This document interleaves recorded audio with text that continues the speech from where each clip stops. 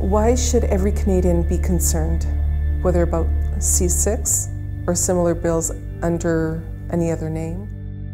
Well, I think first of all, dealing with Bill C-6, that, whether it was the Consumer Protection Act or whether it was Bill C-51 or whether it dealt with something else, any act that you are going to allow to be passed that removes the rule of law, that allows the state to interfere with you or your property without court supervision, is something that should not be allowed.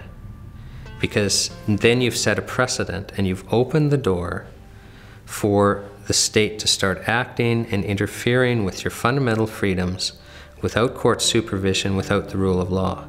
And I mean, even if we were in an emergency war situation, we should be, jealously guarding those fundamental freedoms that revolutions have been fought over. It is absolutely mind-boggling how a government can argue that it makes us safe to remove the rule of law. Because if you think it through, the rule of law is there to protect us from the state. And yet the state is passing legislation which seems more geared to protect the state against us than from us from safety concerns.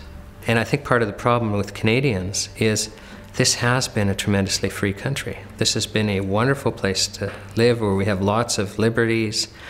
Since 1982, there's been court decision after court decision about the Charter, and it's not even on our radar that the government may be trying to pass legislation that violates our rights, that takes our rights away, that moves away from the rule of law, and we cannot sit still and allow that to happen.